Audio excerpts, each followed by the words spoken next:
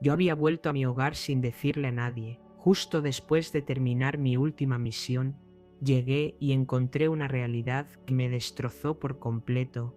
Mi único hijo, Miguel, estaba luchando por su vida, completamente solo, en la fría sala de cuidados intensivos de un hospital. Mientras él sufría, la persona que debía estar a su lado, mi nuera Valeria, se encontraba de fiesta. Estaba con sus amigos, celebrando en un yate lujoso que navegaba por las aguas brillantes del mar de Cortés. La rabia y el dolor me invadieron de una forma que nunca antes había sentido, así que tomé una decisión drástica y rápida.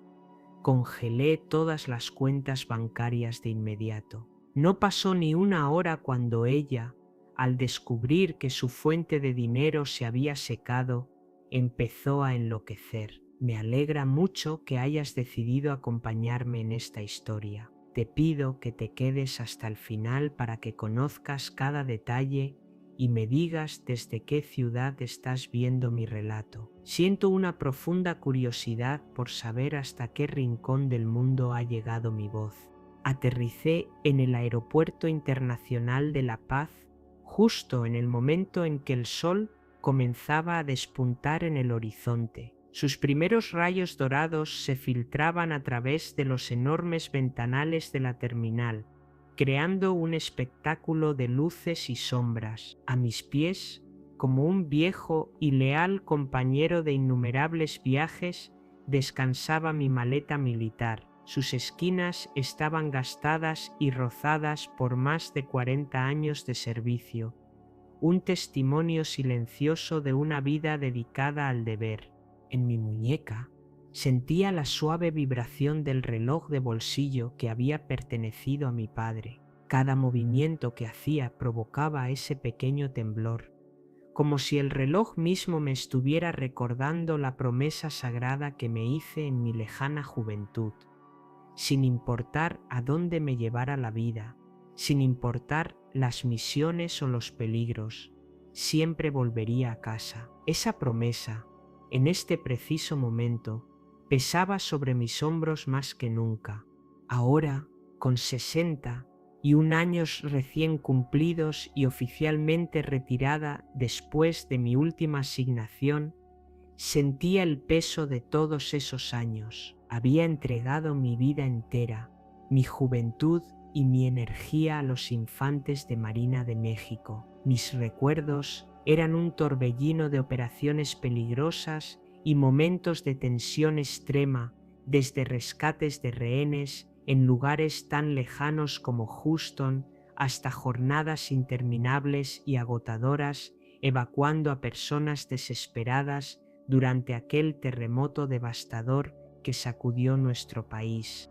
Pero en este día, en este preciso instante, todo lo que yo quería era despojarme del uniforme y ser simplemente una madre. Sentía una ansiedad abrumadora, una necesidad urgente de abrazar a Miguel, mi amado hijo, después de tantos años de ausencias y despedidas. Con la misma rapidez y precisión que había caracterizado cada uno de mis movimientos durante décadas, arrastré la pesada maleta fuera de la zona de reclamo de equipaje. Afuera, el sol de la mañana ya comenzaba a calentar con fuerza, un calor familiar y reconfortante. Levanté la mano con autoridad y un taxi se detuvo frente a mí casi al instante. Subí y le di la dirección al conductor con una voz que intenté mantener serena, aunque por dentro mi corazón era un caos de emociones. A la calle Las Palmas,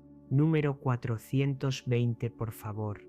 Trataba de sonar tranquila, pero la emoción me golpeaba con la fuerza de las olas del mar cercano que podía oír a lo lejos. Mi mente volaba, imaginando la escena una y otra vez, Miguel abriendo la puerta, su rostro iluminándose con una sonrisa radiante al verme. Nos sentaríamos a la mesa de la cocina y él me contaría todo lo que me había perdido, cada pequeño detalle de su vida mientras yo estaba lejos. En solo media hora En 30 minutos que se sentían como una eternidad, estaría finalmente con mi hijo.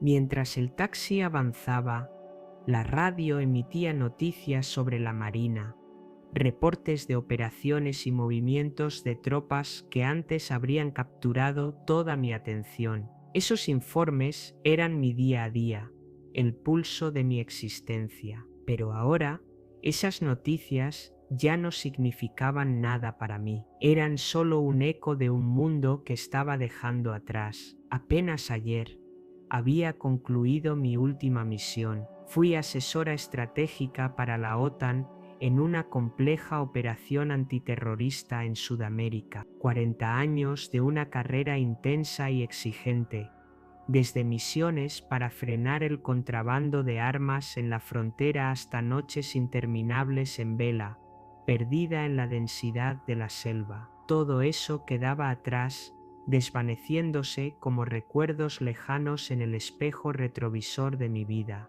Miraba en silencio por la ventana del taxi. El océano, de un azul profundo e infinito, se extendía hasta donde alcanzaba la vista. Las olas rompían en la orilla.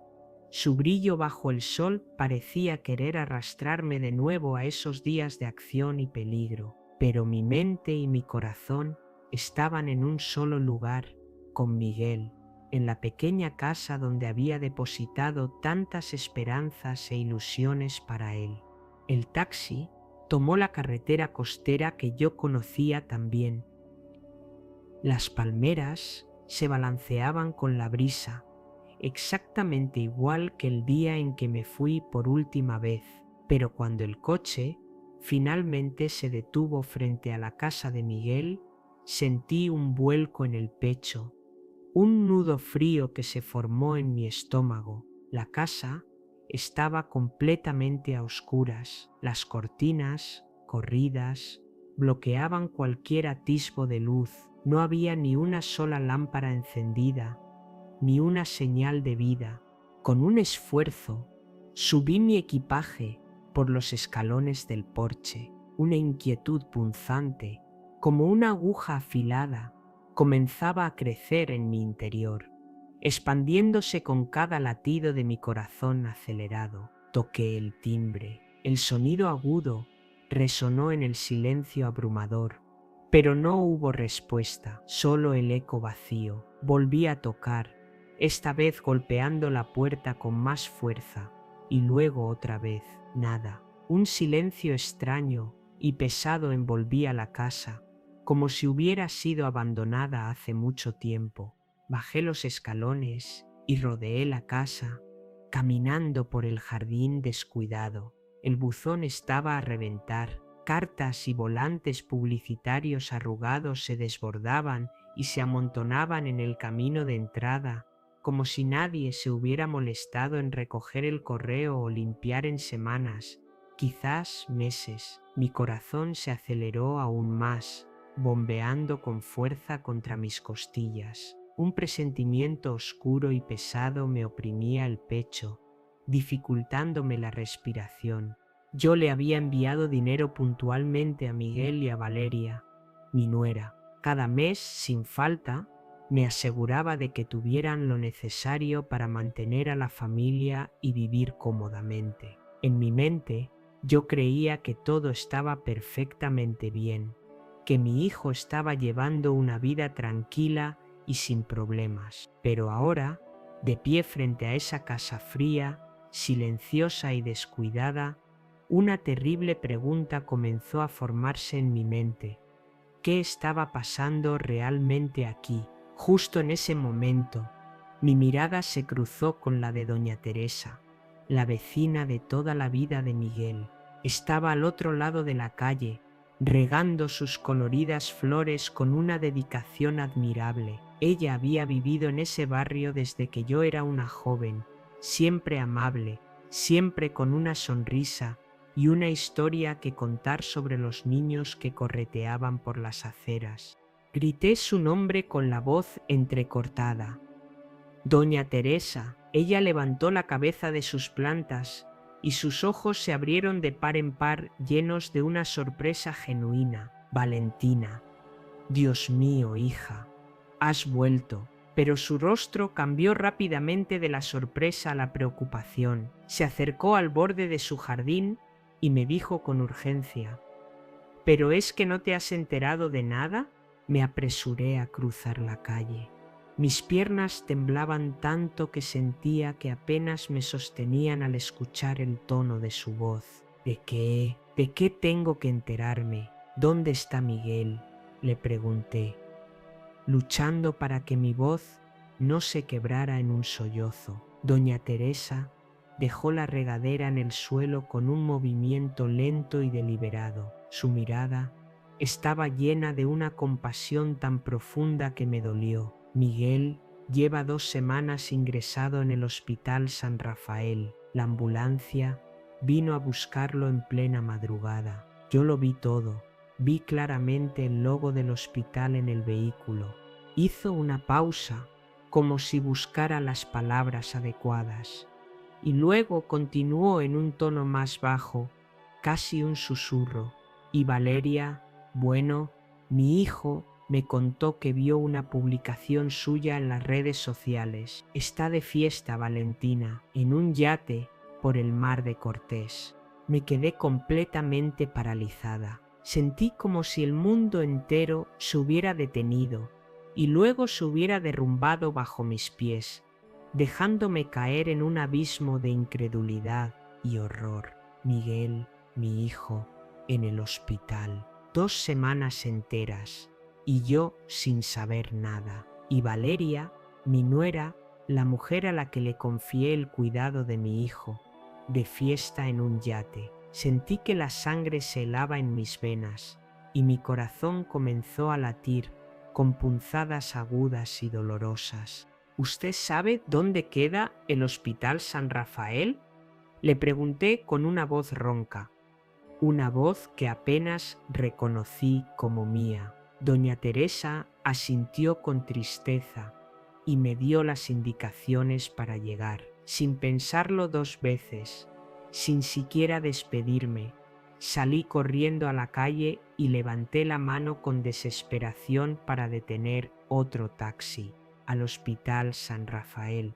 Y por favor, lo más rápido que pueda, le dije al conductor, mi voz sonando casi como una orden militar.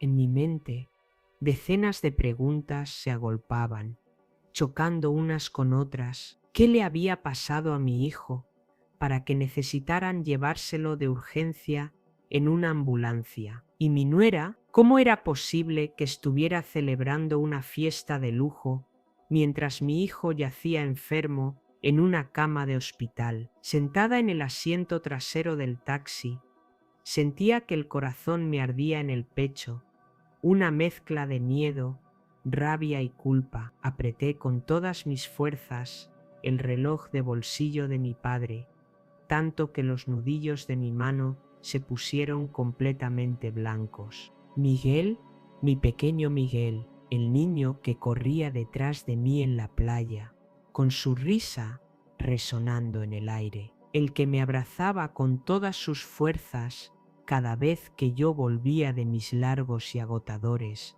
viajes de trabajo. Ahora estaba en un hospital, solo, y yo, su madre, la mujer que había dedicado su vida entera a proteger a su país, ni siquiera sabía que mi propio hijo me necesitaba. La culpa me consumía. Me culpaba por los meses y los años que pasé lejos, enviando solo dinero, creyendo ingenuamente que eso era suficiente para que él tuviera una buena vida. Pero ahora me daba cuenta de mi terrible error.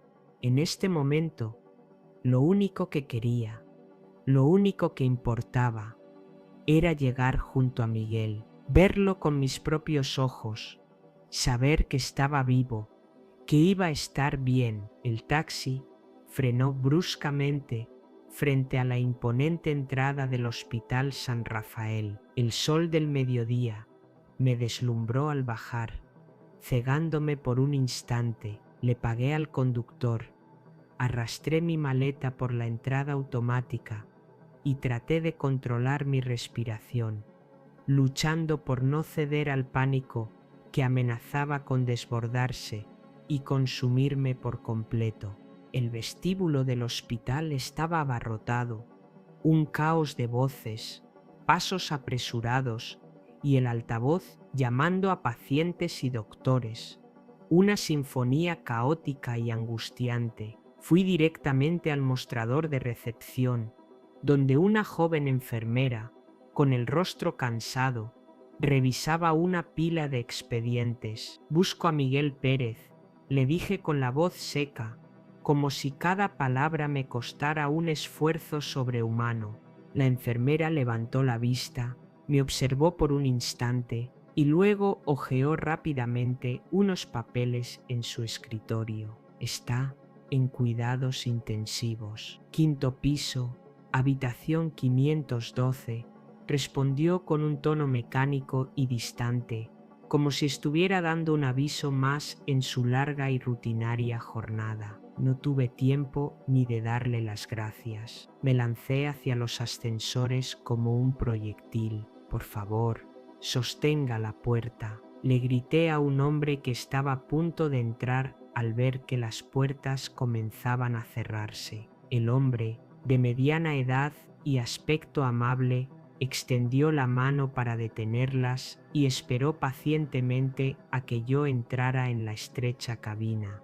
El olor penetrante a desinfectante me golpeó con fuerza y tuve que contener las ganas de vomitar. Cuando las puertas se abrieron en el quinto piso, un pasillo largo, frío y silencioso, se extendía ante mí. Era la unidad de cuidados intensivos. El único sonido que rompía el silencio era el pitido constante y monótono de los equipos médicos. Caminé rápido, casi corriendo. Mis viejas botas militares resonaban con un golpeteo seco y rítmico sobre el piso de baldosas blancas. La puerta de la habitación 512 estaba ligeramente entreabierta. Una luz blanca y fría se filtraba desde el interior, haciéndome dudar por un segundo. Temía lo que iba a encontrar. Con el corazón en un puño, la empujé despacio, como si temiera romper algo frágil e invisible, y ahí estaba Miguel, tumbado en la cama blanca, rodeado de un enjambre de tubos y máquinas que parecían tener vida propia. Sus ojos estaban cerrados, su rostro estaba pálido y tan demacrado que casi no lo reconocí. El respirador, ajustado a su boca, hacía un siseo suave con cada respiración, una respiración tan débil que yo contenía la mía para poder escucharla. Sentí que el corazón se me oprimía hasta casi detenerse. Ese no era mi Miguel. No era el niño lleno de vida que corría detrás de mí en la playa. No era el hombre fuerte que me abrazaba cada vez que yo volvía a casa. Era solo una sombra, una versión frágil y destrozada de mi hijo. En una esquina de la habitación, un médico con una placa que decía Dr. Julián revisaba los indicadores en una pantalla. Su mirada era concentrada, pero fría, distante. Se giró hacia mí y me preguntó sin rodeos: «¿Es usted familia del paciente?». Asentí con la cabeza. Mi voz se había quedado atrapada en mi garganta. «Soy su madre, Valentina». Él asintió levemente, sin apartar la vista de los monitores, y señaló a Miguel con un gesto. «Tiene cáncer de estómago en fase terminal. La situación es extremadamente grave. Si se hubiera tratado antes, hace unos meses, quizá el resultado habría sido diferente». Su voz era plana, sin emoción, como si estuviera hablando de un caso clínico cualquiera, pero cada una de sus palabras fue como un cuchillo afilado clavándose en mi pecho. «Cáncer, fase terminal». Repetí las palabras en un susurro tembloroso, sin poder creer lo que estaba escuchando. Apenas una hora antes yo me había imaginado abrazándolo, escuchando su risa, poniéndonos al día, Pensé que lo vería sano, sonriente, no así, atrapado entre máquinas sin vida, luchando por cada aliento. ¿Cómo pasó esto? ¿Por qué nadie me avisó? Le pregunté. Mi voz era casi una súplica desesperada. El doctor Julián negó lentamente con la cabeza, y por un instante vi un destello de compasión en sus ojos. Nadie ha venido a verlo desde que ingresó. Intentamos contactar a la familia en repetidas ocasiones, pero no fue posible. Nadie vino a verlo. Esa frase me golpeó con la fuerza de un puñetazo directo al pecho. Valeria, mi nuera, la persona en quien confié ciegamente para cuidar de Miguel. ¿Dónde estaba? Las palabras de doña Teresa volvieron a mi mente como un eco torturador. La publicación en las redes sociales, el yate, las fiestas, la rabia me quemó por dentro, una llama furiosa, pero fue rápidamente ahogada por una ola de dolor inmenso. Me acerqué a la cama y tomé su mano. Estaba fría, sin vida, su piel era fina como el papel, con venas azules muy marcadas. Miguel, soy mamá, susurré, conteniendo las lágrimas que amenazaban con desbordarse. Ya estoy aquí, hijo, ya no estás solo. De pronto, como si mis palabras hubieran atravesado la niebla de su inconsciencia, sus labios se movieron, sus párpados temblaron y con un esfuerzo visible abrió los ojos. Estaban nublados, perdidos, pero en el fondo reconocí un brillo familiar, el brillo de mi hijo. Mamá, murmuró. Su voz era tan débil, tan frágil, que tuve que inclinarme sobre él para poder oírlo. Mamá, te amo. Antes de que pudiera terminar la frase, la máquina que monitoreaba su ritmo cardíaco emitió un pitido largo, agudo y final, un sonido que cortó el aire y se clavó en mi alma para siempre. Me aferré a su mano con desesperación. «Miguel, no, hijo, no», grité con todas mis fuerzas. Pero el doctor Julián me apartó con firmeza mientras llamaba a gritos a las enfermeras. «Salga de aquí, por favor, déjenos trabajar», me ordenó con un tono autoritario.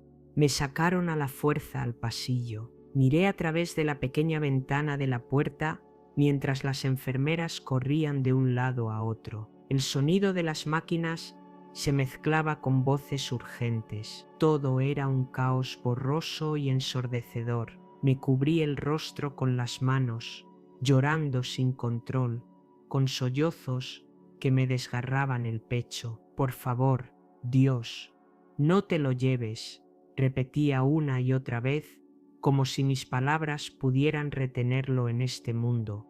Pero unos minutos después, que parecieron una eternidad, el doctor Julián salió de la habitación, se quitó los guantes con un movimiento lento y cansado y negó con la cabeza. «Lo siento mucho», dijo con una voz grave y solemne. «Hicimos todo lo que pudimos». Sentí que me vaciaba por dentro, como si me hubieran arrancado el alma. Mis piernas cedieron y salí tambaleándome de la UCI, sin atreverme a mirar hacia la habitación, sin querer ver la sábana blanca que seguramente ya cubría su rostro. Miguel se había ido, justo cuando yo acababa de volver. No alcancé a decirle cuánto lo amaba, ni cuánto lamentaba haberlo dejado solo todos esos años. Me quedé de pie en el pasillo, bajo una luz fría y blanca, sintiendo un vacío inmenso y aterrador, como si el mundo entero se hubiera derrumbado a mi alrededor. Saqué mi teléfono con las manos temblando violentamente y marqué el número de Valeria. Del otro lado de la línea se escuchaba música a todo volumen, risas estridentes y muchas voces, como si estuviera en medio de una fiesta animada. «¿Qué pasa?», respondió Valeria con un tono seco y molesto. sin el más mínimo interés en su voz. Respiré hondo, tratando de mantener la voz firme, de no romperme. Miguel murió. Hubo unos segundos de un silencio que me pareció eterno y luego contestó con una frialdad que me heló la sangre, como si estuviera hablando del clima. Ah, sí. Bueno, ahora estoy ocupada. Hablamos después. Y la llamada se cortó.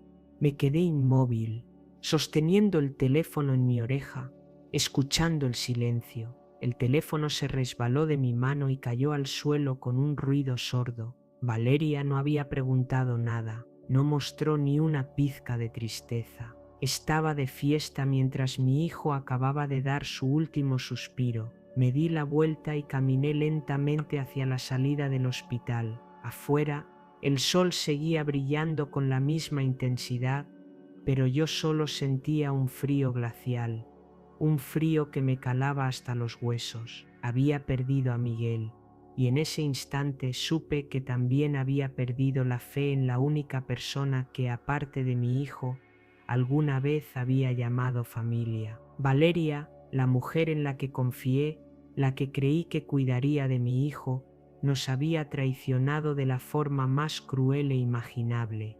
Crucé las puertas del Hospital San Rafael sintiendo el impacto de la luz del mediodía en mi rostro, pero por dentro solo había un vacío helado y oscuro. Mis piernas se sentían increíblemente pesadas, como si estuvieran hechas de plomo, y cada paso era un esfuerzo titánico para no derrumbarme allí mismo, en la acera.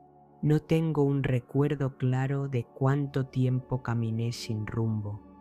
Solo sé que mis pies me llevaron, de alguna manera, a la oficina administrativa del hospital. Tenía que hacer el trámite del acta de defunción de Miguel. La palabra defunción resonaba en mi cabeza como el golpe seco de un martillo, destrozando cualquier mínima esperanza que pudiera haber quedado en mi interior. Mi hijo, el niño al que crié con todo el amor de mi corazón, al que protegí y por el que trabajé sin descanso, ahora era solo eso, un papel, un sello oficial, un nombre en un archivo frío del hospital.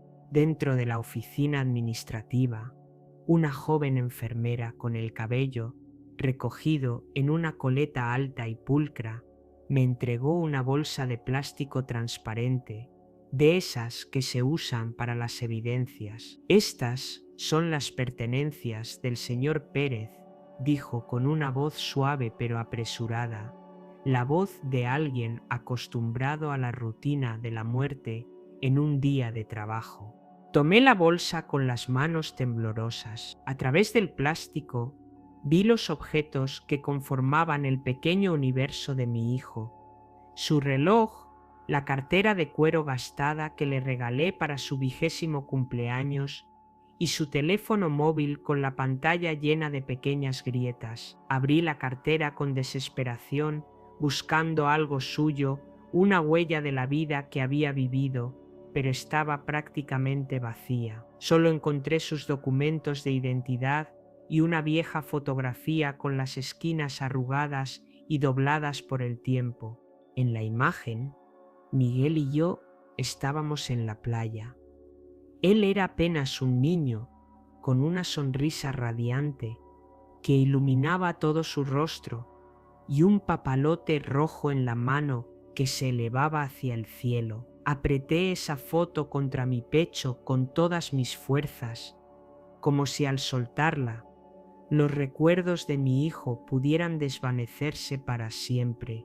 También le pedí al médico que me entregara el historial clínico completo de Miguel. No fue el doctor Julián, sino otro médico, quien entró con un grueso expediente en la mano. Aquí está todo el historial, dijo, dejando la pila de papeles sobre la mesa. Fui pasando las páginas una por una, fechas de ingreso, resultados de análisis y finalmente el diagnóstico final: cáncer gástrico en etapa terminal con metástasis. Me detuve en esa línea. Mi vista se nubló por las lágrimas. El médico a mi lado bajó la voz, como si quisiera suavizar el golpe. Si lo hubieran traído unos meses antes, con un tratamiento adecuado, quizá habría vivido 1 o 2 años más. Pero cuando ingresó, su estado ya era demasiado grave. Asentí sin poder articular palabra, sintiendo que el pecho se me apretaba hasta el punto de no poder respirar. 1 o 2 años más. Si yo hubiera estado en casa, si me hubiera fijado más en su salud, si no hubiera dejado que Valeria se encargara de todo, ¿habría tenido Miguel una oportunidad? ¿Quién es la persona de contacto principal? Pregunté con voz ronca a la enfermera de guardia que estaba cerca. Ella revisó su libreta de anotaciones y respondió sin levantar la vista. Valeria López. Hemos llamado varias veces y enviado mensajes de texto, pero no hemos podido contactarla. Me quedé helada, como si me hubieran dado una bofetada. Valeria, la misma persona a la que yo le enviaba una considerable suma de dinero cada mes, en quien confiaba ciegamente para cuidar de Miguel, no solo no apareció, sino que ni siquiera respondió las llamadas del hospital cuando intentaron comunicarse con ella con urgencia. Cerré los puños con tanta fuerza que mis uñas se clavaron en las palmas de mis manos hasta sentir un ardor agudo. En ese preciso momento, el teléfono de Miguel vibró dentro de la bolsa de plástico. La pantalla se iluminó, mostrando el nombre Valeria. Me quedé mirando ese nombre, sintiendo el corazón latir a 1000 por hora. Una parte de mí quería contestar, gritarle, preguntarle cómo podía ser tan increíblemente cruel, pero no lo hice. No podía enfrentarme a su voz fría y desinteresada en ese momento, no después de todo lo que acababa de descubrir. Dejé que el teléfono sonara hasta que la pantalla se apagó y el silencio volvió a reinar. Luego guardé la bolsa con sus pertenencias en mi bolso y salí de la oficina administrativa. Me dirigí a la morgue, el lugar frío y estéril donde habían llevado a Miguel para prepararlo para el funeral. Un empleado me entregó un documento pidiéndome que lo firmara para autorizar el traslado de su cuerpo a la funeraria militar. Tomé la pluma, pero mi mano temblaba tanto que la firma quedó como un garabato ilegible. ¿Está usted bien?, preguntó el hombre, mirándome con una genuina preocupación en sus ojos. Asentí, pero sabía que era mentira. ¿Cómo podría estar bien si acababa de perder a mi único hijo? Terminé de firmar como pude. Me levanté y salí de la morgue, sintiendo que con cada paso arrastraba una piedra enorme. Al salir del hospital por segunda vez, finalmente dejé que las lágrimas cayeran libremente. Me quedé de pie junto a la acera, el sol quemando mis hombros, pero no sentía nada más que un dolor profundo y desgarrador. Dolor por Miguel, por haber tenido que soportar solo sus últimos días, sin su madre a su lado, sin nadie que le tomara la mano y le diera consuelo. Me culpaba intensamente por los años que pasé absorbida en mi trabajo, en mis misiones por todo el mundo. Ingenuamente pensé que enviar dinero era suficiente, que Valeria cuidaría de él como yo lo habría hecho, pero me equivoqué de la peor manera posible. El mayor error de mi vida fue dejar a mi hijo en manos de alguien como ella. En medio del dolor y el remordimiento, la imagen de Valeria volvió a aparecer en mi mente, nítida y cruel. Recordé su voz cortante al teléfono, la música a todo volumen, las risas de fondo en un yate. Se había gastado mi dinero, el dinero que yo enviaba para cuidar de Miguel, en darse una vida de lujos mientras mi hijo luchaba contra la muerte. No solo lo abandonó, sino que fue completamente indiferente al saber que había muerto. Esa crueldad era como un cuchillo afilado, cortándome por dentro, llenándome de una mezcla de dolor y una rabia helada. Quería gritar, enfrentarla, preguntarle por qué trató así a Miguel, pero sabía que aún no era el momento. Tenía que mantener la calma, ser la soldado que siempre fui y hacer lo mejor para mi hijo, aunque él ya no estuviera aquí para verlo.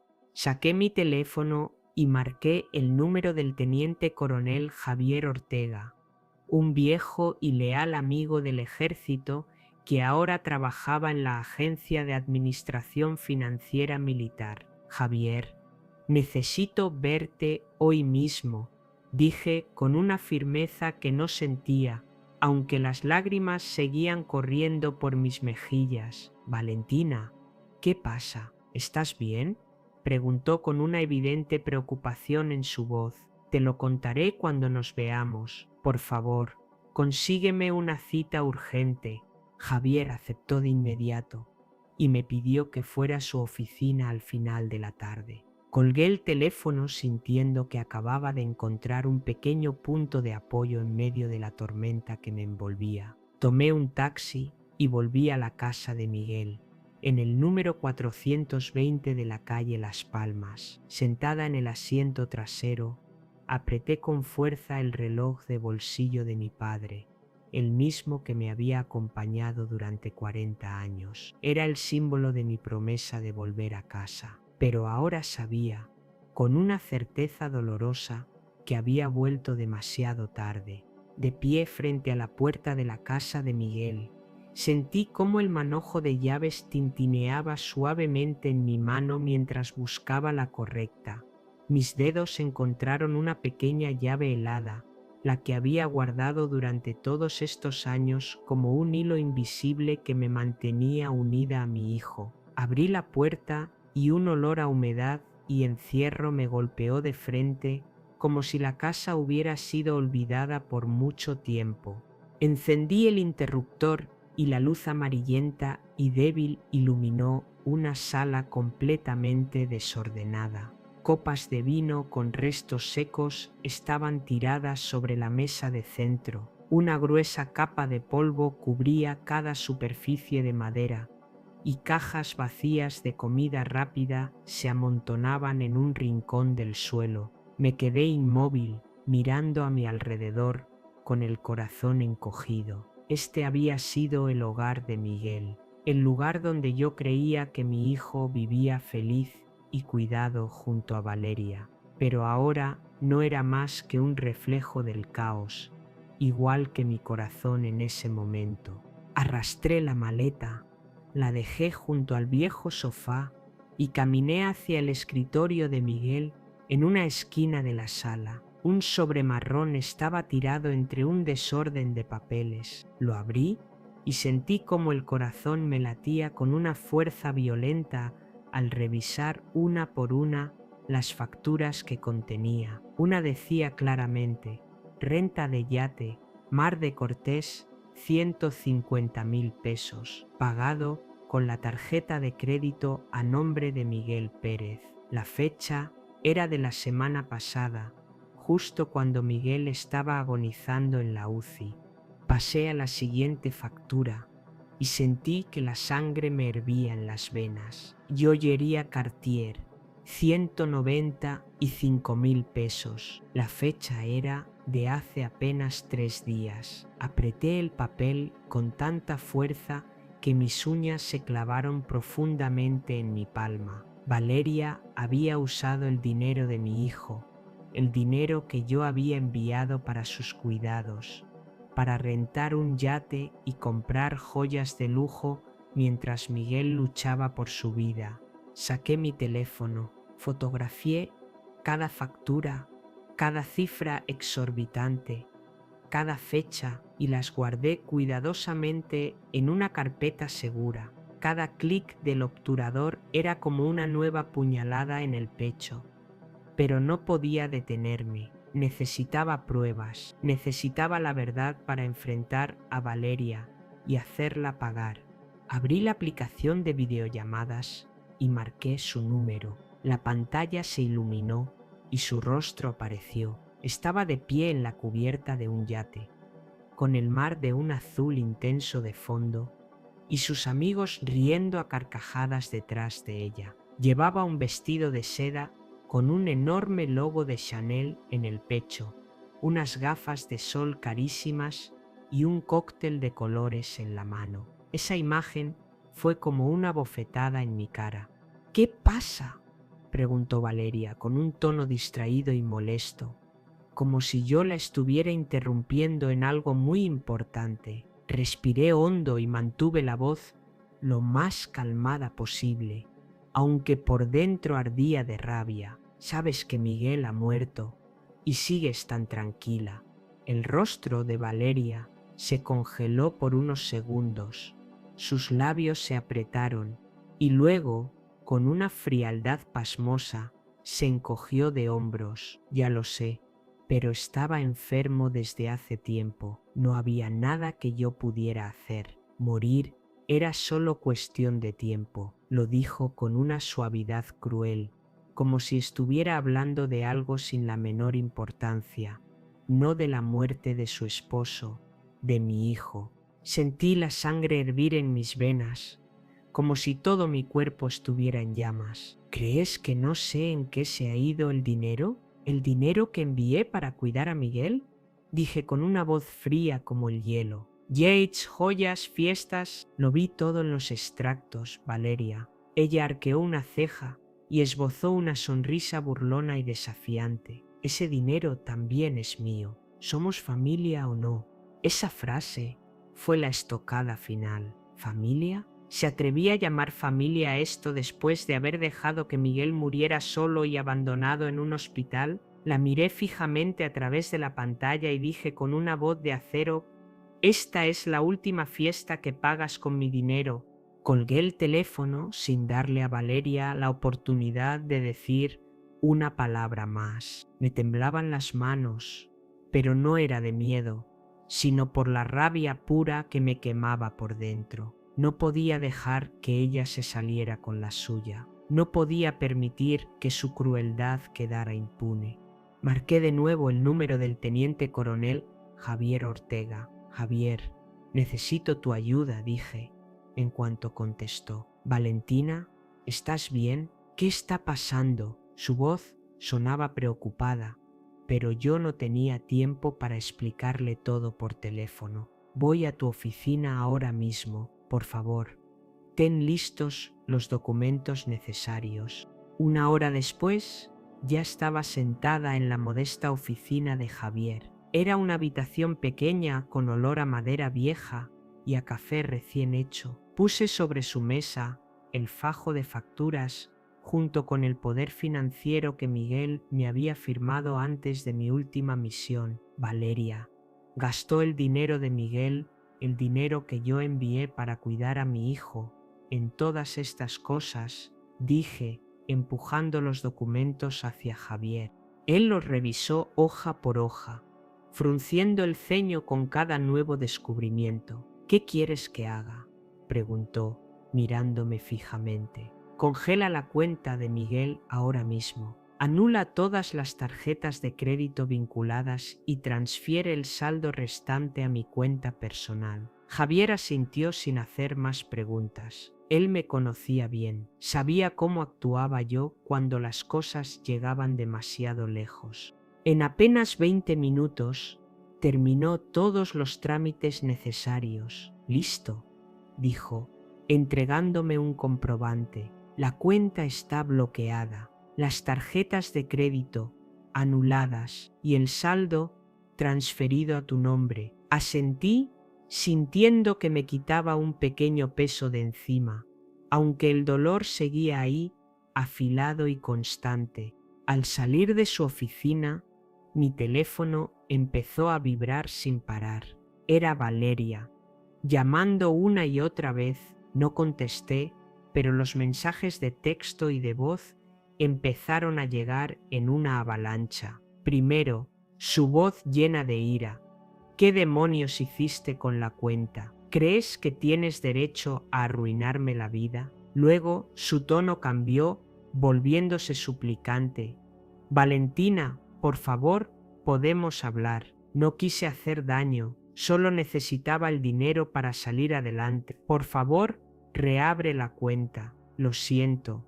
Escuché cada mensaje, cada palabra, pero no sentí ni una pizca de compasión. Valeria no pidió perdón por haber abandonado a Miguel. Ni siquiera mencionó el nombre de mi hijo. Solo pensaba en sí misma y en su dinero.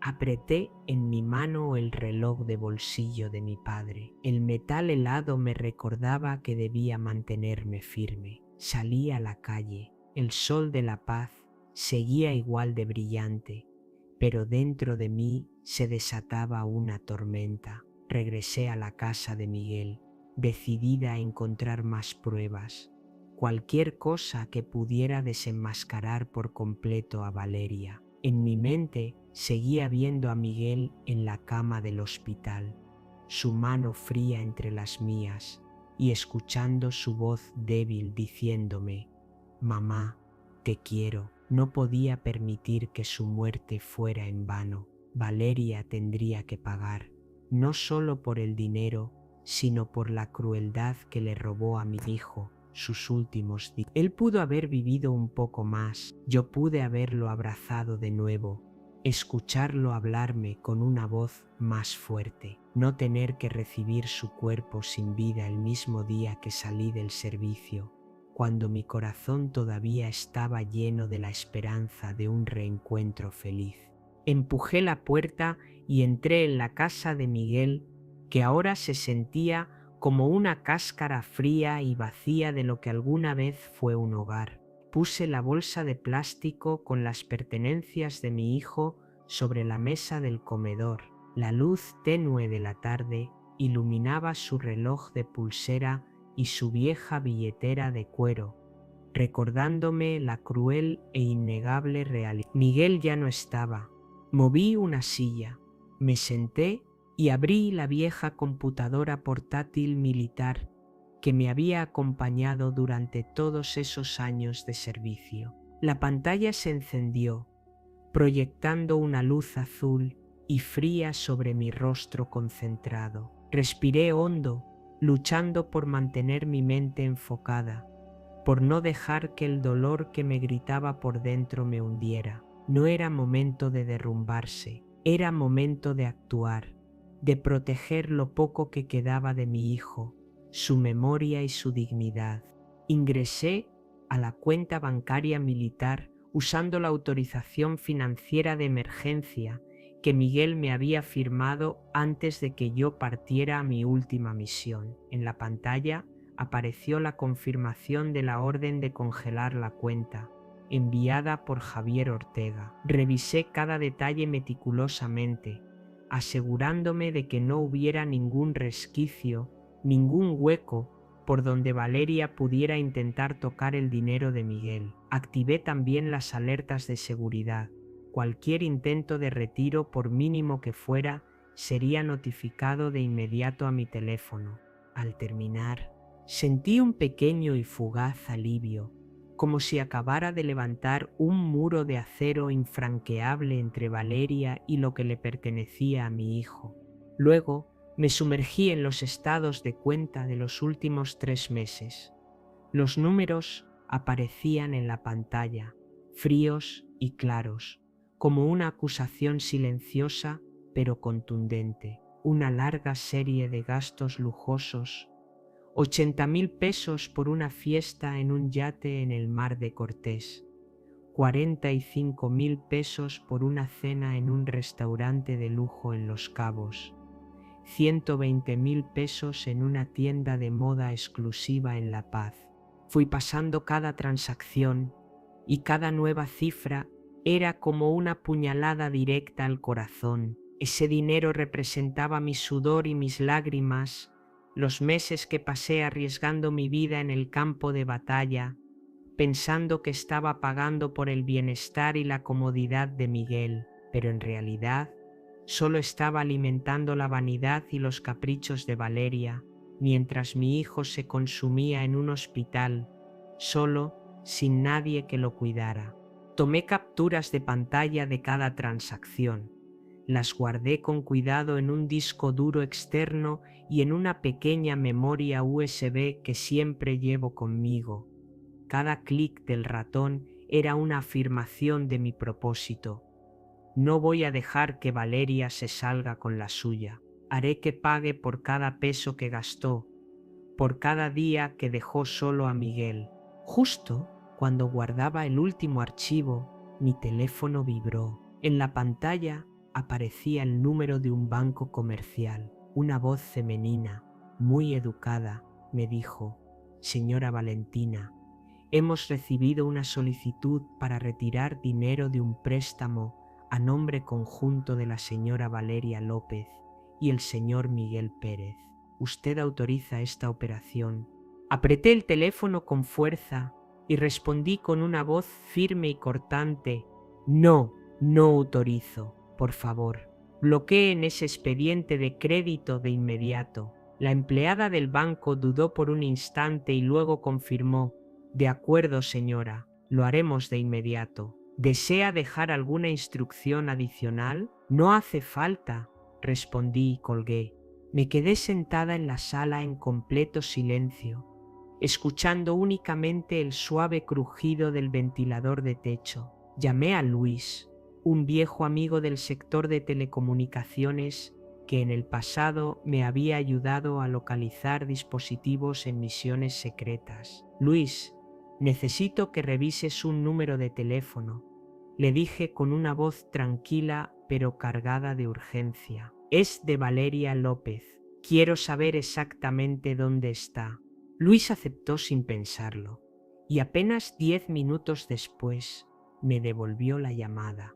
«La señal de su teléfono está en alta mar, en el mar de Cortés, probablemente en un barco. ¿Necesitas las coordenadas exactas?» Asentí, aunque él no pudiera verme. «Mándamelas. Gracias».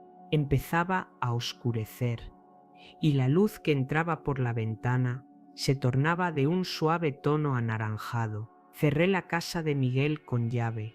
Tomé las llaves de su vieja camioneta, esa de la que yo solía bromear diciendo que era demasiado vieja para un chico tan joven. Conduje hasta el supermercado más cercano y compré botellas de agua, comida enlatada y 3 candados nuevos, los más resistentes que encontré. Al regresar, cambié todas las cerraduras de la puerta principal y de la puerta trasera. Con cada vuelta del destornillador, imaginaba que estaba cerrando de golpe el paso a Valeria, bloqueando cualquier oportunidad que tuviera de seguir aprovechándose. Coloqué cinta adhesiva militar con un código especial sobre cada candado, un viejo hábito de mis días en el ejército, para asegurarme de que nadie los manipulara. Mientras empacaba los papeles sueltos de Miguel en una caja de cartón, encontré una libreta vieja de tapa de cuero gastada y con la cuerda que la cerraba ya floja. La abrí y el corazón me dio un vuelco al ver la letra familiar de Miguel. Dentro había una lista detallada de las cantidades de dinero que él le había dado a Valeria, cada una con su fecha y su firma al lado. 30.000 pesos, marzo, para que Valeria compre medicinas. 50.000 pesos, abril, Valeria dijo que necesitaba dinero para reparar la casa. Fui pasando las páginas y noté que muchas de estas anotaciones coincidían con los gastos lujosos que había visto en los estados de cuenta. Valeria no solo estaba gastando mi dinero, sino que también estaba engañando a Miguel, haciéndole creer que usaba el dinero para cuidar de la familia. Me dejé caer en la silla con la libreta en las manos, sintiendo que acababa de encontrar la última pieza del rompecabezas. Esto no era solo una prueba, era el relato de mi propio hijo, una historia de traición que él nunca alcanzó a contar. Pasé la mano suavemente por la hoja y las lágrimas rodaron por mis mejillas. Miguel, lo siento tanto, susurré, no sabía lo que habías tenido que soportar. Pero en medio de ese dolor abrumador, sentí nacer una nueva determinación. Esa libreta era un eslabón clave, algo que obligaría a Valeria a enfrentar su culpa. Me levanté, guardé la libreta en la caja junto con los demás papeles y miré alrededor de la casa. Todo seguía teniendo la huella de Miguel, el sillón donde le gustaba leer, la pequeña foto de los dos sobre la repisa, el olor a madera vieja del piso que él mismo limpiaba cada fin de semana. No podía permitir que Valeria entrara aquí, que tocara lo que le pertenecía a mi hijo. Nunca más. Apreté el reloj de bolsillo de mi padre, que me había acompañado durante tantos años, y me dije a mí misma, esto no ha terminado, Miguel, voy a protegerte, aunque ya no estés aquí. A la mañana siguiente, llevé la caja con todos los papeles a la antigua base naval, donde todavía me permitían usar una pequeña oficina después de mi jubilación. El lugar era sencillo, un escritorio de madera vieja, unas cuantas sillas metálicas y el olor del mar colándose por la ventana. Dejé la caja en el suelo, la abrí y empecé a poner cada documento sobre la mesa: facturas, estados de cuenta, la libreta de Miguel. Cada papel era una pieza de la verdad, y sabía que tenía que ordenarlos con cuidado para desenmascarar por completo a Valeria. Me senté, respiré hondo y contuve el dolor que subía por mi pecho. Hoy no era un día para llorar. Hoy necesitaba la precisión de una teniente coronel de la Infantería de Marina, no el corazón roto de una madre. Comencé a comparar cada gasto, cada línea de la libreta de Miguel con los movimientos en los estados de cuenta. Poco a poco, apareció un patrón claro y cruel, como una sentencia escrita. Había cantidades que Miguel le había dado en efectivo a Valeria, del dinero que yo enviaba, supuestamente para medicinas o para arreglos de la casa. Pero al mismo tiempo, Valeria retiraba montos similares de la cuenta de mi hijo para otros fines. Una vez, Miguel escribió 50.000 pesos, Mayo, para que Valeria pague gastos de hospital, pero el estado de cuenta mostraba que ese mismo día se habían retirado 50.000 pesos para pagar un tratamiento en un spa de lujo en Los Cabos. Apreté el bolígrafo en mi mano, con las uñas clavadas en la palma hasta sentir ardor. Valeria no solo tomó mi dinero, también engañó a Miguel, haciéndole creer que cuidaba de la familia, mientras solo alimentaba su vida de lujos. En especial, encontré una serie de transacciones muy grandes hechas justo después de que Miguel fuera hospitalizado. Una factura llamó mi atención: 100.000 pesos por organizar la fiesta de cumpleaños de una amiga de Valeria. La nota especificaba fiesta en yate, incluye DJ y barra libre. La fecha coincidía exactamente con el día en que Miguel fue ingresado en cuidados intensivos. Me quedé mirando ese número, sintiendo que la sangre me hervía, mientras mi hijo estaba allí, débil, luchando por cada respiración. Valeria estaba de fiesta, riendo y gastando como si nada pasara. El dolor y la rabia se mezclaban dentro de mí, dándome ganas de gritar, pero me contuve. Necesitaba pruebas sólidas. Necesitaba que todo fuera perfecto para que ella no pudiera negarlo. Tomé el escáner militar que había en un rincón de la habitación y pasé cada hoja, facturas, estados de cuenta y hasta las notas escritas a mano por Miguel en su cuaderno. Guardé 3 copias de todo, una en el disco interno de la base, otra en un disco externo y una tercera en un servicio de almacenamiento en la nube cifrado que solía usar para documentos clasificados. Cada vez que apretaba el botón de guardar, Sentía que ponía otro ladrillo en el muro de justicia que estaba construyendo para Miguel. Cuando terminé, me volví hacia el teléfono de mi hijo, que todavía estaba en la bolsa de plástico del hospital. La carpeta de mensajes de texto estaba borrada, pero no me rendí. Abrí otras aplicaciones de mensajería y, por suerte, logré recuperar algunas conversaciones en un grupo de chat. En una de ellas, Valeria había mandado la foto de una bolsa Louis Vuitton junto al mensaje: acabo de comprarme esta con dinero de Miguel. Ese tipo no va a vivir mucho más, así que ni modo. Leí ese mensaje una y otra vez, y cada palabra era como un cuchillo en mi corazón. Valeria no solo se estaba aprovechando de él, veía la muerte inminente de mi hijo como una oportunidad. Seguí revisando el correo electrónico de Miguel, usando la contraseña que él siempre usaba en nuestras cuentas compartidas. Por suerte, pude entrar y fui directamente a la carpeta de enviados. Allí encontré un correo de reserva para un crucero de lujo, enviado desde la cuenta de Miguel a una empresa de eventos. La nota adjunta me dejó helada. Usa la tarjeta de Valentina. Ella no va a salir de la base por mucho tiempo, y si vuelve, tendrá que avisar con antelación. Me dejé caer en la silla, con la cabeza entre las manos.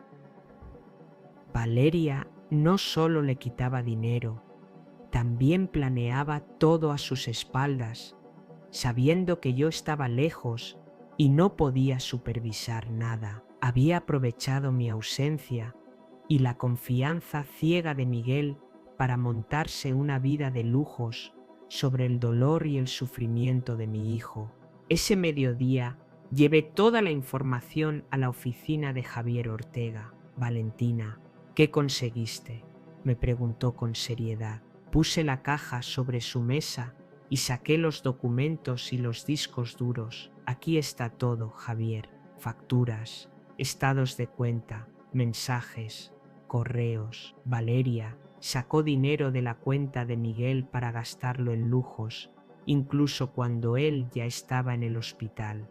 Javier revisó algunos de los papeles y asintió gravemente. Esto es más que suficiente para usar como prueba de abuso financiero. ¿Quieres ir más allá? Asentí, mi voz firme y decidida. Quiero que pague, Javier, no solo por el dinero, sino por lo que le hizo a Miguel. Me puso una mano en el hombro, con una mirada llena de empatía. Te voy a guiar para presentar esto en el juzgado, pero vas a necesitar un buen abogado.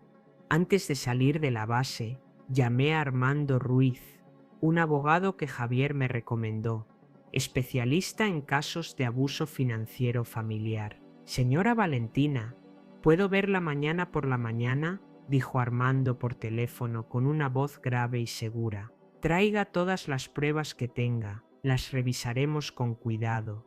Acepté, sintiendo que por fin encontraba un aliado en esta lucha. Gracias, respondí y colgué. Me sentí un poco más ligera, aunque el dolor seguía ahí, clavado en mi pecho.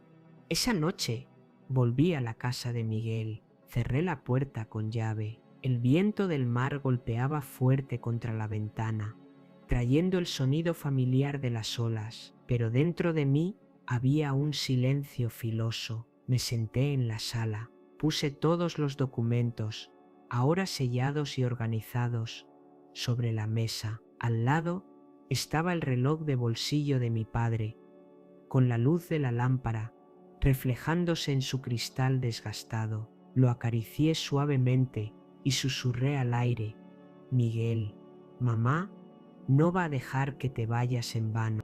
En mi mente, cada paso siguiente estaba perfectamente claro. Valeria se equivocó al pensar que yo la dejaría tranquila. Estaba lista, no solo para buscar justicia, sino por el inmenso amor que sentía por mi hijo, un amor que nadie, ni siquiera ella, podía quitarme. Temprano en la mañana, Caminé hacia el centro de La Paz, donde la oficina de Armando Ruiz se encontraba discretamente ubicada entre edificios bajos de estilo colonial. El aire fresco de la mañana contrastaba con el peso inmenso que sentía en mi pecho, una carga que mezclaba la pérdida insoportable de Miguel con una rabia fría y decidida hacia Valeria. Con la caja de expedientes bien sujeta bajo mi brazo, empujé la puerta de cristal. La oficina era pequeña y ordenada, con un agradable olor a papel viejo y tinta. Sobre un escritorio de madera oscura había una pila de expedientes perfectamente alineados, un lápiz rojo y una taza de café humeante. Armando, un hombre de unos 40 años, se levantó para recibirme. Me dio la mano con firmeza y su mirada aguda pareció ver a través de mi dolor hasta mi determinación. Señora Valentina, por favor, siéntese, dijo con una voz grave pero cálida, señalando la silla frente a su escritorio. Puse la caja de cartón sobre la mesa y saqué 3 carpetas organizadas con un cuidado casi militar. Estados de cuenta bancarios, facturas y comprobantes, y datos extraídos del teléfono y el correo electrónico de Miguel. Esto es todo lo que tengo, dije con voz seca, tratando de mantener la calma, aunque mi corazón se contraía de dolor cada vez que pensaba en mi hijo. Armando asintió. Abrió la primera carpeta y hojeó rápidamente cada página. Sus ojos recorrían las cifras, las facturas y los crueles mensajes de Valeria. De vez en cuando se detenía, hacía una anotación precisa con su lápiz rojo y murmuraba para sí: transacción ilegal, evidencia clara de abandono. Me quedé allí, observándolo trabajar, sintiendo que estaba poniendo una parte de mi alma en manos de un extraño, con la esperanza de que él me ayudara a conseguir la justicia que Miguel merecía. Levantó la vista y se ajustó las gafas. Tiene el poder notarial financiero, lo trajo, asentí y saqué de mi bolso el documento original con la firma de Miguel, notariado en la oficina legal militar, antes de que yo partiera a mi última misión. Armando lo examinó con cuidado y asintió con satisfacción. Bien, esta es la llave para que podamos tomar el control de sus bienes. Continuó revisando el expediente. Se detuvo en la factura del alquiler del yate y en los mensajes de Valeria sobre el bolso Louis Vuitton. Señora Valentina, he visto muchos casos de abuso financiero, pero este, negó con la cabeza, y vi un destello de indignación en su mirada. Ella no solo gasta el dinero, sino que se aprovecha intencionalmente de la condición vulnerable de su hijo. Esto es un acto deliberado y cruel. Después de casi 1 hora de revisión minuciosa, Armando cerró los expedientes y me miró directamente a los ojos. Este caso tiene suficiente peso para llevarlo a juicio. Vamos a solicitar una orden de congelamiento de bienes de urgencia y la administración de la herencia de Miguel. Con las pruebas que usted me ha proporcionado, no tengo duda de que el juez estará de nuestro lado. Asentí, sintiendo que por fin encontraba un rayo de luz en medio de la oscuridad. Ella está en un yate en el mar de Cortés, añadí en voz baja pero firme. Tengo la ubicación exacta gracias a un amigo. Armando sonrió con frialdad. Su mirada era afilada. Ella no se imagina la rapidez con la que vamos a actuar. Valeria cree que puede esconderse en el mar para siempre, pero la ley no espera. Al salir de la oficina, sentí un pequeño alivio, aunque el dolor seguía aferrado a mí. Pasé por el Palacio de Justicia, donde el aire estaba cargado con el olor a papel y el ruido constante de las impresoras. Presenté la solicitud para que el tribunal emitiera la orden de congelamiento de bienes y entregué el juego de copias que Armando había revisado. Una empleada judicial, una mujer de mediana edad con una mirada cansada, recibió los documentos y confirmó la audiencia. Será en las próximas 72 horas. Le avisaremos. Asentí, le di las gracias y salí. El sol de la paz golpeaba fuerte, pero yo solo sentía un frío interno. Todo lo que hacía era por Miguel, pero cada paso me recordaba que él ya no estaba aquí.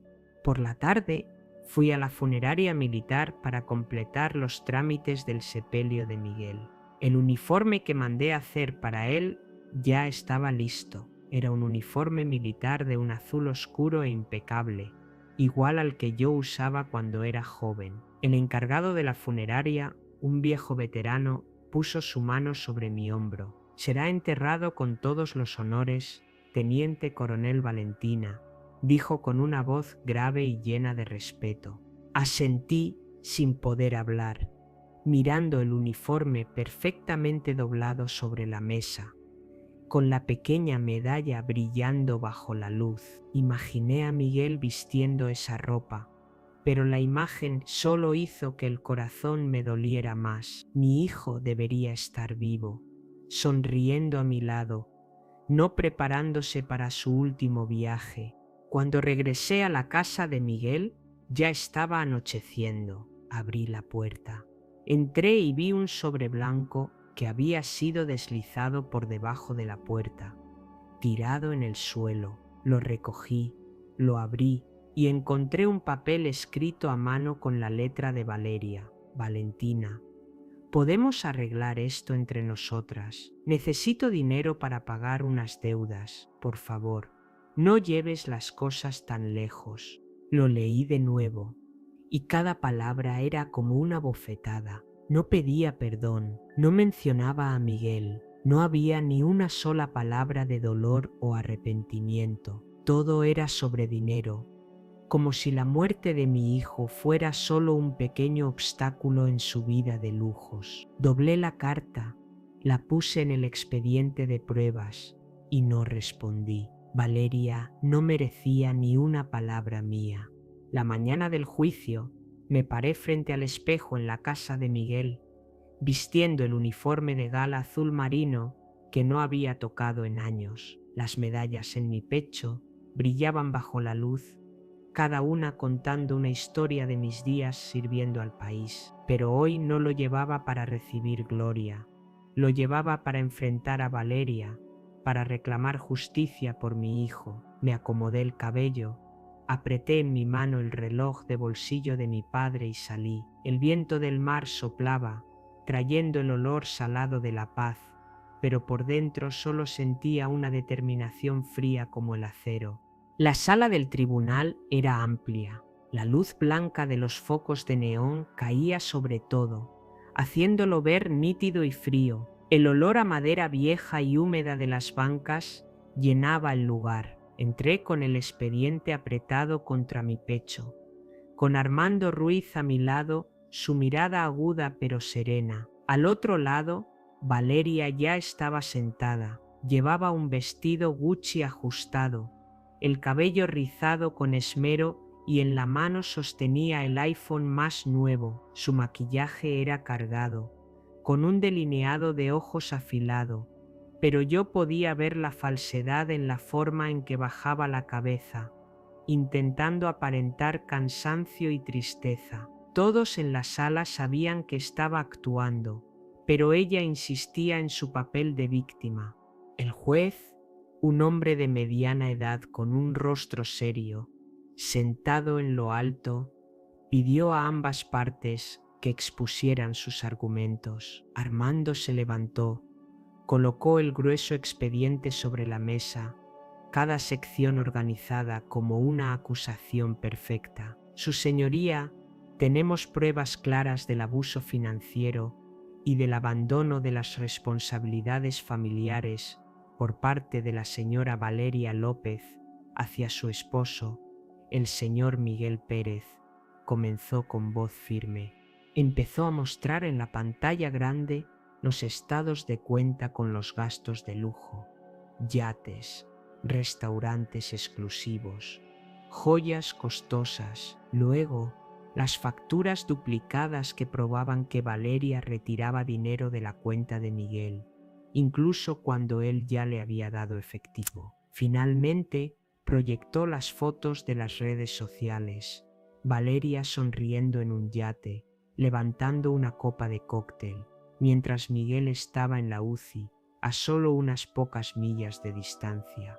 Me quedé sentada, viendo cada imagen, cada una, como un cuchillo en mi corazón. Recordé la voz débil de Miguel, diciendo: «Mamá, te quiero», y luego el pitido largo y final del monitor de ritmo cardíaco. Valeria no solo se llevó el dinero, también se llevó los últimos días de vida de mi hijo, días que él pudo haber vivido si hubiera recibido la atención adecuada. Cerré el puño, mis uñas clavándose en mi palma, conteniéndome para no llorar en medio de la sala.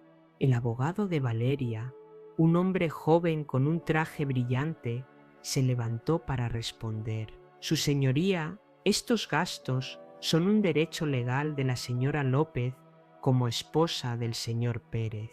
Además, la enfermedad del señor Pérez era, lamentablemente, irreversible. No se puede responsabilizar a mi clienta por su fallecimiento. Su voz era fluida y ensayada, pero vi cómo Valeria evitaba mi mirada mientras él hablaba. Ella sabía la verdad y yo sabía que no podría negarla por mucho tiempo. Armando pidió llamar a un testigo y el doctor Julián, el médico que había tratado a Miguel, entró en la sala. Se puso frente al tribunal y habló con una voz grave pero clara. Si el señor Pérez hubiera sido ingresado antes y hubiera recibido la atención adecuada, su esperanza de vida podría haber sido de entre 1 y 2 años más. Pero nadie se puso en contacto con nosotros. Nadie lo visitó durante las 2 semanas que estuvo en la UCI.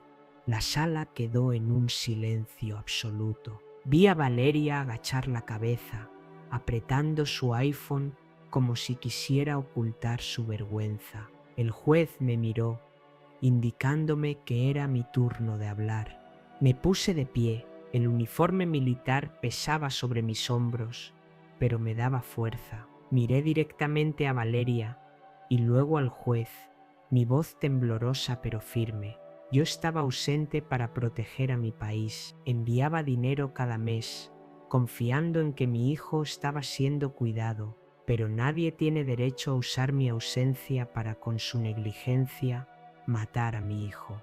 Al terminar, la sala quedó en silencio. Solo se escuchaban respiraciones suaves y el sonido del bolígrafo del secretario del tribunal. Valeria bajó la cabeza aún más, pero no vi ni una pizca de arrepentimiento en sus ojos. El juez asintió, revisó el expediente una vez más antes de declarar su veredicto. El tribunal ordena congelar todos los bienes del señor Miguel Pérez. La administración provisional de la herencia queda a cargo de la señora Valentina Pérez. La señora Valeria López tiene prohibido acceder a dichos bienes y a la vivienda del señor Pérez hasta nueva orden. El golpe del mazo resonó, seco y firme, como un punto final al infierno que Valeria había causado. Valeria se levantó de golpe, con el rostro enrojecido, gritando: «Vas a arrepentirte, Valentina, no puedes hacerme esto». Su voz chillona rebotó en las paredes, pero los agentes judiciales se acercaron rápidamente, pidiéndole que saliera de la sala. La vi mientras se la llevaban, su vestido Gucci deslizándose por la puerta, y por primera vez sentí que se había hecho un poco de justicia, pero eso no alivió el dolor. Miguel no volvería, y la crueldad de Valeria seguiría siendo una cicatriz que nunca sanaría en mi corazón. Recogí los documentos, los guardé con cuidado en mi maletín y salí de la sala. El sol del mediodía en La Paz brillaba fuerte, reflejándose en mi uniforme y haciendo destellar mis medallas, pero no sentía orgullo ni triunfo, solo sentía un alivio silencioso, como si todo lo que había hecho me hubiera permitido cumplir la promesa que le hice a Miguel, aunque él ya no estuviera aquí para verlo. Al finalizar el juicio, supe que no tenía tiempo para descansar ni para dejar que el dolor me hundiera. Miguel se había ido, pero yo debía hacer algo para que su legado siguiera vivo, para que su sufrimiento no fuera en vano. Conduje directamente al banco, llevando la resolución judicial. En la ventanilla terminé los trámites para obtener el control total de los bienes de Miguel. La empleada del banco, una mujer de mediana edad con una mirada amable, revisó los documentos y me dijo: «Señora Valentina, todo ha sido transferido a su nombre. ¿Cómo desea manejar este dinero?». Respiré hondo y con voz firme respondí: «Quiero dividirlo en dos, una parte a mi cuenta personal y la otra para crear un fondo». Llamé al Fondo Miguel, una entidad sin fines de lucro que registré en la Secretaría de Desarrollo Social de México esa misma semana. La idea me vino cuando estaba en la morgue, mirando el traje de Miguel listo para el funeral. Quería que el nombre de mi hijo se convirtiera en un símbolo de esperanza y vida para quienes luchan contra la misma enfermedad que Miguel no pudo superar. Me puse en contacto con el Hospital San Rafael y otros centros médicos, pidiéndoles una lista de pacientes con cáncer que hubieran sido abandonados o que no pudieran pagar los gastos médicos. Un médico de San Rafael que había cuidado de Miguel me tomó la mano y dijo: «Está haciendo algo muy valioso, señora Valentina. La voy a ayudar en todo lo que pueda». Solo en la primera semana, el Fondo Miguel cubrió el costo de los medicamentos para 12 pacientes. También firmé un contrato a largo plazo con una clínica móvil para llevar servicios médicos a zonas alejadas de México, donde personas como Miguel a menudo quedaban olvidadas. Una mañana conduje hasta el Hospital Provincial de Sonora, a unas horas de La Paz, para revisar la lista de pacientes que el fondo estaba apoyando. El aire en el hospital era sofocante, con el olor a desinfectante y el sonido familiar de las máquinas que me apretaron el corazón, recordándome los últimos días de Miguel.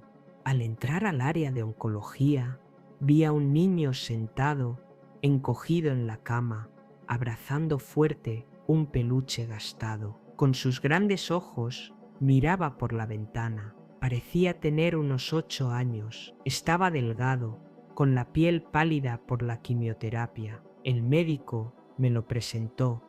«Este es Diego. Perdió a sus padres en un accidente de tránsito. Tiene leucemia y vive solo en esta habitación».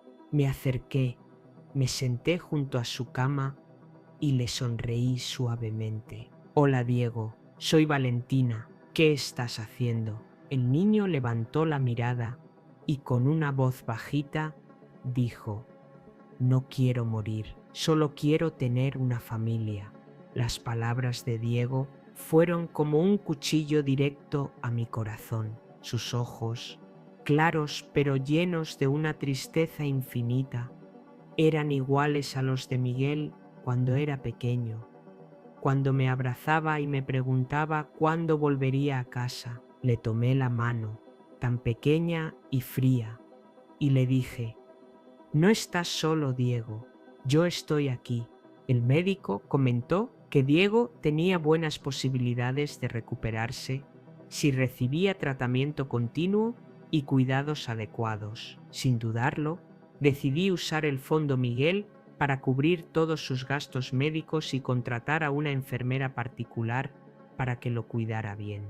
Unas semanas después, volví al hospital de Sonora llevando una bolsa de naranjas frescas y un libro infantil que pensé que le gustaría. Diego estaba mejor, aunque había perdido casi todo el cabello por la quimioterapia. Sus ojos brillaban y por primera vez lo vi sonreír, una sonrisa inocente que me calentó el alma. Me senté a su lado y le conté sobre los días en que remaba por el mar de Cortés, sobre las olas grandes y los atardeceres encendidos. Diego escuchaba atento, acariciando su peluche. Señora Valentina, ¿alguna vez tuvo miedo en el mar?, preguntó con curiosidad. Sonreí y le acaricié la cabeza. Claro que sí, pero aprendí que por grandes que sean las olas, si agarras fuerte el remo, siempre llegarás al otro lado. Cada vez que lo visitaba, le llevaba su comida favorita, flan casero, jugo de mango o galletas con chocolate. Me sentaba a su lado, lo ayudaba a comer cucharada por cucharada, limpiándole la boca cuando se ensuciaba. Esos momentos me hacían sentir como si estuviera cuidando a Miguel otra vez, como si la vida me estuviera devolviendo lo que no pude darle. Diego empezó a abrirse más, contándome su sueño de ser astronauta y viajar a Marte. Quiero ver todo el mundo desde arriba, decía, con los ojos encendidos de ilusión. Yo asentía, conteniendo las lágrimas, y solo sonreía. Lo vas a lograr, Diego. Yo creo en ti. Una tarde, cuando me preparaba para salir del hospital, Diego me tomó la mano con una mirada dudosa. Señora Valentina, ¿puede ser mi abuela? La pregunta del niño me dejó paralizada, como si el mundo entero se detuviera en ese instante. Miré a los ojos claros de Diego, vi el reflejo de Miguel y sentí que mi corazón sanaba un poco. Me acerqué, lo abracé fuerte y las lágrimas rodaron por mis mejillas. Claro que sí, Diego, seré tu abuela. El niño me abrazó con todas sus fuerzas.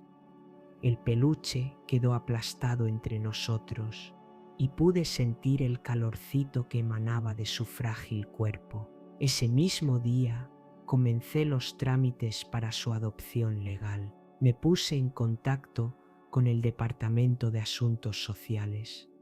Preparé todos los documentos y organicé una pequeña habitación en la casa de Miguel para Diego. Pinté las paredes de azul marino, el color que Diego dijo que le gustaba porque se parece al cielo. Compré una cama individual, una mesita y puse su peluche sobre la almohada. Cada paso de la preparación era una promesa que me hacía a mí misma. No dejaría que Diego estuviera solo, como yo, sin querer, dejé a Miguel. El fondo Miguel no solo era el legado de mi hijo, ahora también era el puente que me llevaba a Diego, un niño que trajo luz a mis días más oscuros. 6 meses después del juicio, recibí una llamada del médico del hospital de Sonora. Señora Valentina, tengo buenas noticias, dijo con entusiasmo. Diego ha respondido excelentemente al tratamiento. Los últimos análisis muestran que ya no hay células cancerígenas. Me quedé inmóvil en la cocina, sujetando el teléfono con fuerza mientras las lágrimas corrían por mis mejillas. Diego, el niño que conocí en una fría habitación de hospital, ahora tenía una oportunidad de vivir. Gracias, doctor, susurré con la voz quebrada. Voy para allá de inmediato.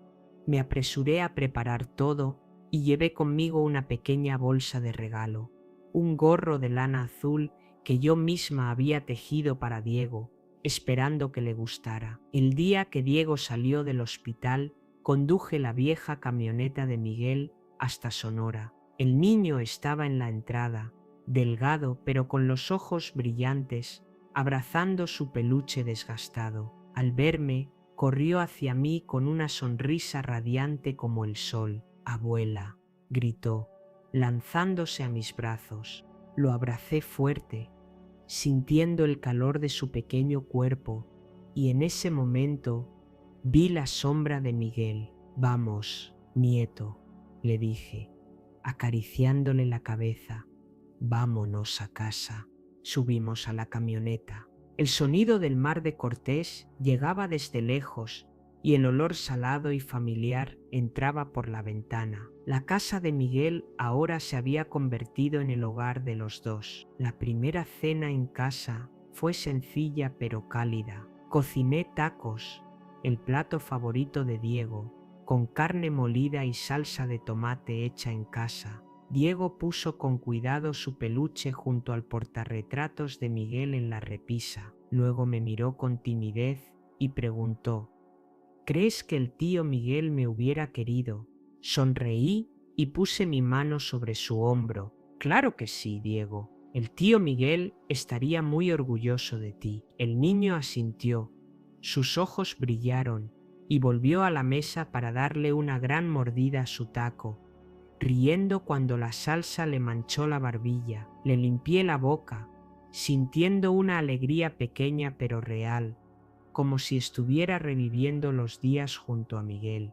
En las semanas siguientes empecé a cambiar la casa para que fuera realmente nuestro hogar. Pinté la sala de color arena, un tono cálido que traía frescura. En la terraza planté bugambillas, cuyas flores rojas se mecían con la brisa marina. En el patio trasero coloqué una hamaca nueva donde a Diego le gustaba recostarse a leer o a mirar el atardecer.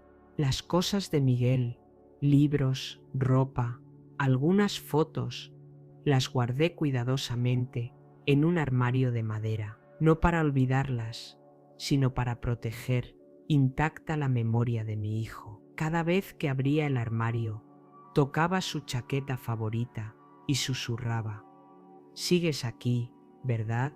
Continué dirigiendo el Fondo Miguel, ampliando nuestras actividades a las zonas montañosas de Oaxaca y Chiapas. El fondo ha ayudado a decenas de pacientes con cáncer a recibir tratamiento temprano, personas que sin esa ayuda podrían haber tenido el mismo destino que Miguel. Diego suele sentarse a mi lado en la mesa, haciendo la tarea o dibujando. Un día me dibujó con mi uniforme militar, de pie junto a él, con el mar de Cortés de un azul intenso detrás. «Esta es usted y yo, abuela», dijo, entregándome el dibujo con los ojos brillando de orgullo.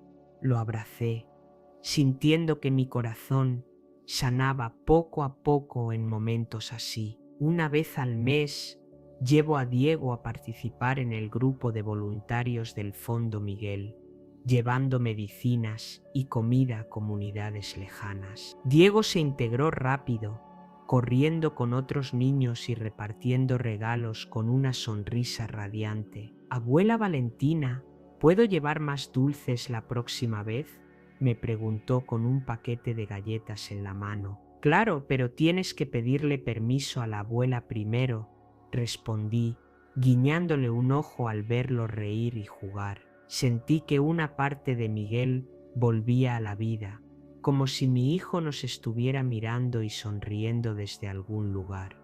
Empecé a unirme al club de kayak para personas mayores en el puerto de La Paz. Cada mañana temprano remaba sobre las pequeñas olas, sintiendo el agua fresca tocar mis manos, recordando los días de entrenamiento en el mar. Pero ahora remaba por gusto, por la paz que pensé que nunca volvería a encontrar. A veces, Diego se sentaba en la orilla, agitándome la mano y gritando: «Rema más rápido, abuela, un pez te está siguiendo». Yo reía a carcajadas, sintiendo mi corazón más liviano cada día. Todas las tardes, Diego y yo íbamos al pequeño huerto detrás de la casa. Él sembraba tomates y yo cultivaba hierbas aromáticas. La primera temporada cosechamos una canasta llena y esa noche Diego me ayudó a cocinar pasta con salsa de tomate fresco. «Está más rico que los tacos, abuela», exclamó con la boca llena. Sonreí acariciándole la cabeza, sintiendo una felicidad sencilla que nunca pensé que volvería a experimentar. De vez en cuando, el abogado Armando llamaba para avisarme que Valeria seguía intentando demandar o reclamar bienes. Acaba de presentar otra solicitud, pero el juez la rechazó, decía Armando con voz tranquila. No se preocupe, todo está bajo control. Yo asentía al teléfono sin responder a ninguno de los mensajes de Valeria. Ella ya no era parte de mi vida. Una mañana, Diego llegó corriendo desde la escuela con un diploma de mejor alumno en la mano y una sonrisa radiante. Abuela Valentina, saqué la nota más alta de la clase, me dijo, saltando por el jardín. Yo estaba sentada en mi silla de madera de siempre, sosteniendo el reloj de bolsillo de mi padre, con la luz reflejándose en su cristal gastado. Muy bien, Diego, le dije, abrazándolo, al verlo correr y reír, con su risa inocente mezclándose con el sonido de las olas. Supe que Miguel seguía aquí, en cada latido de esta nueva vida que estaba protegiendo. Ese mismo día colgué una foto nueva en la pared, justo al lado de la que tengo con Miguel. En ella estamos Diego y yo, en la orilla del mar de Cortés, en el mismo lugar donde Miguel jugaba de niño. Pegué una nota al lado que decía: Miguel siempre está con nosotros. Me hice hacia atrás, miré las dos fotos y por primera vez en muchos años sentí que realmente había vuelto a casa. No a una casa hecha solo de ladrillo y madera, sino a un hogar de amor y esperanza, el que Diego y yo estamos construyendo juntos y donde Miguel vivirá para siempre en nuestros corazones. La historia que hemos contado es ficticia, pero está basada en algunos hechos reales. Los nombres y lugares han sido cambiados para proteger la identidad de quienes estuvieron involucrados. No contamos esto para juzgar, sino con la esperanza de que alguien escuche y se detenga a pensar en cuántas madres podrían estar sufriendo en silencio dentro de su propia casa. Siento verdadera curiosidad. Si fueras tú en mi lugar, ¿qué harías? ¿Elegirías callar para mantener la paz? ¿O te atreverías a enfrentarlo todo para recuperar tu voz? Quiero saber lo que piensas, porque cada historia es una vela que puede iluminar el camino de alguien más. Dios siempre bendice, y yo creo firmemente que el valor nos lleva a días mejores. Mientras tanto, en la pantalla final te dejo dos de las historias más queridas de nuestro espacio Conflictos de Señoras. Te aseguro que te sorprenderán. Gracias por haberte quedado hasta aquí.